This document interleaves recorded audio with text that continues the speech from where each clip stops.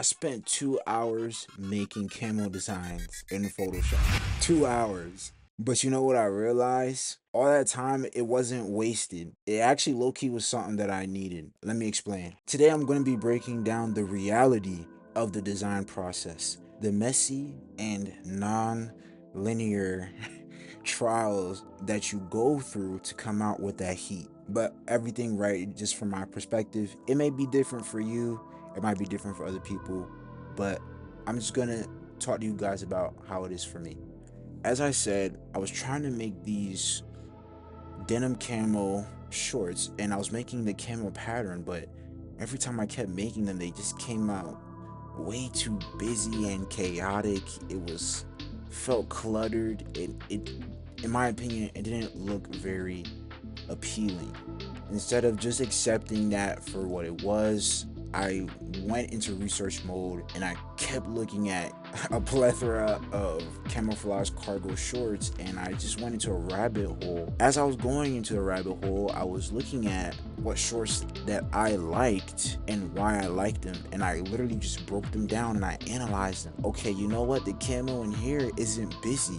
It's spaced out. There's splashes of brown, tan, and black in these certain areas, and in the background, the green is bigger. It's like the background and these smaller colors are in the foreground or on top of it. And so I was like, okay, that started to help me to get a better understanding of how I want to make this camo, and especially to a standard that I like. So now I'm not just aimlessly pixel pushing.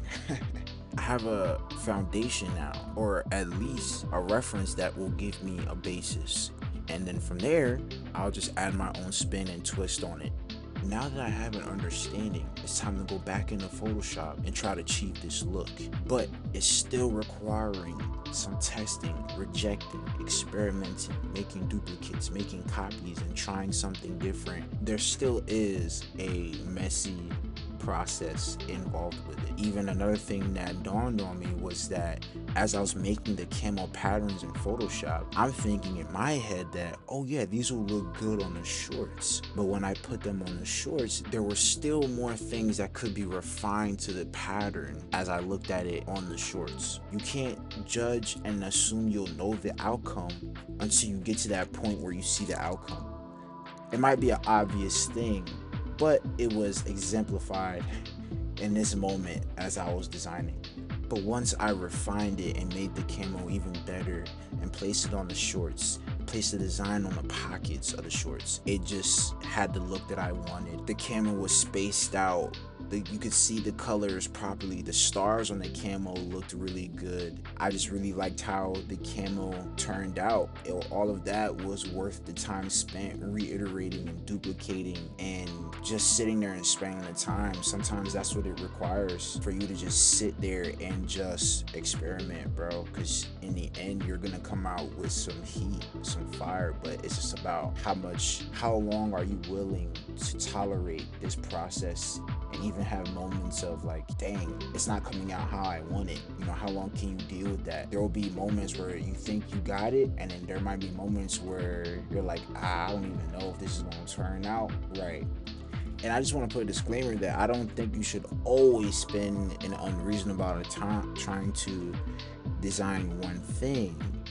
But I also feel like sometimes it is necessary to test and experiment with different effects, different looks, and whatnot to achieve an effect that you're looking for. You know, you never know what you'll come out with, and to have the opportunity to sit down and design and have the freedom and be like, you know what, let me try this and let me try that. And I said this in another video, but you know, I'm doing this digitally. All I gotta do is hit Control Z. You know, so there's liberty in there for me to really experiment and try some different stuff out. Like, honestly, I think of it like the gym. I'm getting reps in the gym. Like, think about LeBron. He in the gym, he trying out different pivots, he trying out different moves. He thinking, all right, if I post up, I shimmy left, fake shimmy left, then go right, then try to do the fadeaway. oh, defender might come and help, so I'm gonna shimmy left, step through, pump fake, then I'm gonna go for the, like, you know, like he trying stuff, he thinking about different stuff, like he in the lab.